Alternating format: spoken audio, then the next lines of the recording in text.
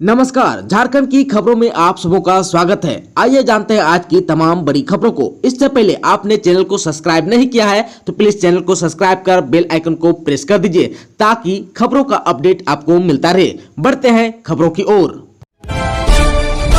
इस बार चतरा में कैसे मनेगा गणतंत्र दिवस, कार्यक्रम की रूपरेखा तैयार। गणतंत्र दिवस की तैयारी को लेकर शनिवार को उपायुक्त अंजलि यादव ने वीडियो कॉन्फ्रेंसिंग के माध्यम से बैठक कर कार्यक्रम की रूपरेखा तैयार की। बैठक में एसपी राकेश रंजन के अलावा जिला और पुलिस प्रशासन के कई वरीय पदाधिकारी शामिल थे। उपायुक्त ने कार्यक्रम के आयोजन को लेकर सभी बिंदुओं पर विचार विमर्श कर आवश्यक दिशा निर्देश दिया। हर वर्ष की भांति इस बार भी गणतंत्र दिवस का मुख्य समारोह जवाहरलाल नेहरू स्टेडियम में आयोजित होगा। कार्यक्रम में परेड, झंडोत्तोलन, खेलकूद और सांस्कृतिक कार्यक्रम को लेकर पदाधिकारियों को निर्देश दिया गया। उपायुक्त ने मुख्य कार्यक्रम स्थल के साथ सभी सरकारी कार्यालयों में निर्धारित समय पर झंडोत्तोलन करने को कहा। कोविड-19 के मानकों को पूर्णतः पालन करते हुए कार्यक्रम आयोजित करने का दिशा निर्देश दिया। कार्यक्रम में आने वाले लोगों को मास्क लगाना और शारीरिक दूरी का पालन करना अनिवार्य होगा। उपायुक्त ने परेड की तैयारी, झांकियों की थीम समेत अन्य विषयों पर निर्देश पदाधिकारियों को दिया। स्टेडियम की साफ सफाई, लाउड स्पीकर, पेयजल की व्यवस्था, परेड की तैयारियां, राष्ट्रगान, निरीक्षण के लिए जीप की व्यवस्था, LED स्क्रीन की व्यवस्था का निर्देश दिया गया।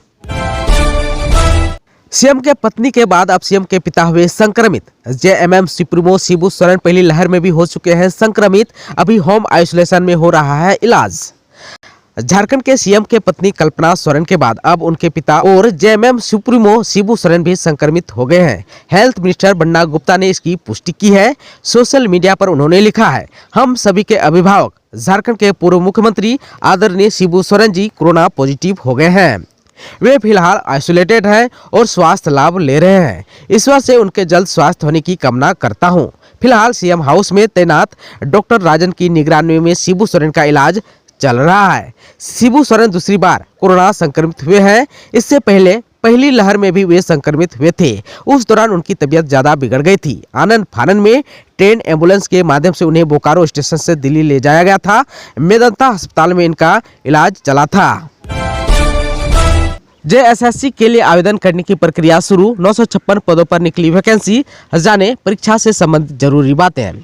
स्नातक स्तरीय 956 पदों पर बहाली के लिए ऑनलाइन आवेदन जमा होने शुरू हो गए हैं। 14 फरवरी के मध्य रात्रि तक आवेदन पत्र भरे जा सकेंगे, जबकि 16 फरवरी के मध्य रात्रि तक परीक्षा शुल्क भुगतान तथा फोटो और हस्ताक्षर अपलोड कर आवेदन का प्रिंट लेने के लिए 18 फरवरी की मध्य रात्रि तक लिंक उपलब्ध रहेगा। उल्लेखनीय है कि झारखंड कर्मचारी चयन आयोग की ओर से झारखंड सामान्य स्नातक योग्यताधारी संयुक्त प्रतियोगिता परीक्षा 2021 के तहत स्नातक स्तरीय 956 पदों पर बहाली की प्रक्रिया शुरू की गई है। आयोग द्वारा वर्ष 2016 और 2019 में भी सामान्य स्नातक योग्यताधारी संयुक्त प्रतियोगिता परीक्षा की प्रक्रिया शुरू की गई थी, जिसे बाद में रद्द कर दिया गया था। हजारीबाग में बढ़ रही है कोरोना की रफ्तार। 330 लोग मिले पॉजिटिव। हजारीबाग जिले में शनिवार को 330 कोरोना पॉजिटिव पाए गए। इसमें बरही प्रखंड से 19 कोरोना पॉजिटिव, विष्णुगढ़ प्रखंड से 10, चौपारण से 25, चुरचू से 5, इचाक से 68, कटक मसांडी से 132, सदर से 10, शहरी क्षेत्र से 60 और चतरा मोड़ से 1 कोरोना संक्रमित मिले हैं।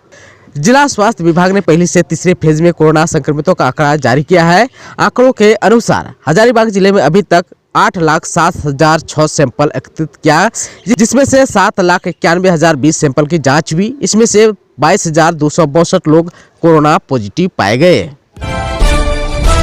झारखंड में ठंड से अभी नहीं मिलेगी राहत, देखिए मौसम विभाग की भविष्यवाणी। पश्चिमी विक्षोभ के असर के कारण ठंड का असर रहेगा और कनकनी से परेशान बने रहेगी। आसमान में बादल छाए रहेंगे और मौसम शुष्क रहेगा। मौसम विज्ञान केंद्र ने बताया कि अगले 3 से 4 दिनों के दौरान न्यूनतम तापमान में 2 से 4 डिग्री की गिरावट हो सकती है। साथ ही 2 से 3 दिनों तक सुबह में कोहरा छाए रहने की संभावना है। हालांकि आने वाले दिनों में मौसम सुहाना और साफ रहेगा। आज जो है मौसम शुष्क बना रहेगा। 2 दिनों तक न्यूनतम तापमान में कोई बदलाव देखने को नहीं मिलेगा। इसके बाद तापमान में 2 से 4 डिग्री सेल्सियस गिरावट की आशंका है। 2 से 3 दिनों तक हल्के से मध्यम दर्ज का कोहरा छाए रहेगा। सबसे अधिक तापमान 23 डिग्री सेल्सियस डाल्टनगंज का रहा, जबकि सबसे कम तापमान 12 डिग्री सेल्सियस गोड्डा का दर्ज किया गया। मौसम विभाग ने रांची और इसके आसपास के क्षेत्र में मौसम के शुष्क बने रहने की संभावना जताई है। है। अगले 2 दिनों तक तापमान में भी 2 से 4 डिग्री सेल्सियस कम रहने की संभावना है। साथ ही राज्य के सभी हिस्सों में 2 से 3 दिनों तक सुबह में कोहरा और धुंध रहने की संभावना है। आप सबको बता देता हूँ कि 17 जनवरी को सुबह में कोहरा और धुंध छाया रहेगा, बाद में आसमान साफ रहेगा। अधिकतम तापमान 20 डिग्री सेल्सियस जबकि न्यूनतम तापमान 9 डिग्री सेल्सियस रहने की आशंका है। वहीं 18 जनवरी को सुबह में कोहरा और धुंध छाया रहेगा, बाद में आसमान साफ रहेगा। अधिकतम तापमान 20 डिग्री सेल्सियस जबकि न्यूनतम तापमान 8 डिग्री सेल्सियस रहने की संभावना है। वहीं 19 जनवरी को सुबह में कोहरा और धुंध छाया रहेगा, बाद में आसमान साफ रहेगा। अधिकतम तापमान 20 डिग्री सेल्सियस जबकि न्यूनतम तापमान 9 डिग्री सेल्सियस रहने की संभावना है। झारखंड सरकार की बड़ी तैयारी, कैबिनेट में 10,000 नौकरियों पर लग सकती है मुहर। युवाओं को रोजगार देने को लेकर हेमंत सरकार रेस है। नियुक्ति नियमावली में संशोधन के बाद विभिन्न विभागों में नियुक्तियों का रास्ता साफ हो गया है। बुधवार को होने वाली राज्य कैबिनेट की बैठक में 10,000 नौकरियां देने के निर्णय पर मुहर लगने की उम्मीद है। अभी तक की तैयारियों के अनुसार सरकार आम लोगों को राहत और रोजगार देने वाले कई निर्णय को जमीन पर उतारेगी और कैबिनेट में इसे संबंधित कई प्रस्ताव आने वाले हैं। सूत्रों के अनुसार 19 जनवरी 2022 को होने वाली कैबिनेट की बैठक के लिए प्रस्तावों की संख्या 40 से अधिक हो सकती है, जिसमें रोजगार के अवसर मुहैया करवाने वाले प्रस्ताव प्रमुख हैं। माध्यमिक शिक्षक, +2 शिक्षक और कई प्रकार की नौकरियों के लिए नियमावली को संशोधित किया जा चुका है और अब इसे कैबिनेट से स्वीकृति मिल जाएगी। माना जा रहा है कि अब तक जितनी नियमावली को स्वीकृति की गई है उसके हिसाब से 10,000 के करीब नौकरियों का मार्ग प्रशस्त हो रहा है। झारखंड में लॉकडाउन जैसे प्रतिबंध 31 जनवरी तक बढ़े, जानिए क्या क्या बंद रहेगा। झारखंड सरकार ने शनिवार को कोविड-19 प्रतिबंधों को 31 जनवरी तक के लिए बढ़ा दिया है। अगले आदेश तक वर्तमान दिशा निर्देश जारी रहेंगे। राज्य के आपदा प्रबंधन प्राधिकार के अध्यक्ष मुख्य सचिव सुखदेव सिंह ने शनिवार को जारी आदेश के तहत यह घोषणा की। मुख्य सचिव की ओर से जारी आदेश के मुताबिक झारखंड में कोरोना के बढ़ते मामलों को देखते हुए राज्य सरकार की ओर से 3 जनवरी को लागू किए गए प्रतिबंध 31 जनवरी तक के लिए आगे बढ़ा दिए हैं। झारखंड में लॉकडाउन जैसे प्रतिबंध 31 जनवरी तक बढ़े, जानिए क्या क्या बंद रहेगा। झारखंड सरकार ने शनिवार को कोविड-19 प्रतिबंधों को 31 जनवरी तक के लिए बढ़ा दिया है। अगले आदेश तक वर्तमान दिशा निर्देश जारी रहेंगे।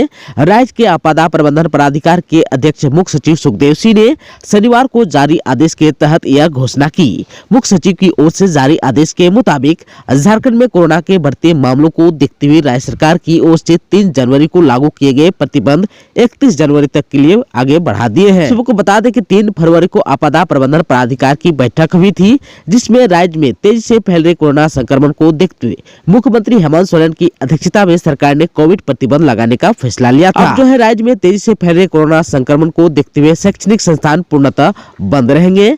सरकारी और निजी संस्थान में 50% क्षमता के साथ काम करते रहेंगे। अंत्येष्टि और विवाह में अधिकतम 100 लोग ही शामिल हो सकते हैं। रात 8 बजे के बाद बार, रेस्टोरेंट और दवा की दुकानों को छोड़कर अन्य सभी दुकानों भी पहले की तरह बंद रहेगी। स्कूल, कॉलेज, कोचिंग संस्थान 31 जनवरी 2022 तक बंद रहेंगे। स्कूल, कॉलेज, कोचिंग संस्थान की कक्षाएं ऑनलाइन ही चल सकेगी। हालांकि स्कूल, कॉलेज, कोचिंग संस्थानों में 50% क्षमता के साथ प्रशासनिक कार्य होंगे। झारखंड में सभी पार्क, तरणताल, जिम, चिड़ियाघर, पर्यटन स्थल, खेल स्टेडियम, शिक्षा संस्थान 31 जनवरी 2022 तक पूर्णतः बंद रहेंगे। राज्य में पूर्व की भांति सिनेमा हॉल, रेस्टोरेंट, बार एवं शॉपिंग मॉल 50% क्षमता के साथ खुलेंगे। रेस्तरां, बार एवं दवा दुकानें अपने समय पर ही बंद होगी। सभी दुकानें रात्रि 8 बजे तक ही खुले रहेगी।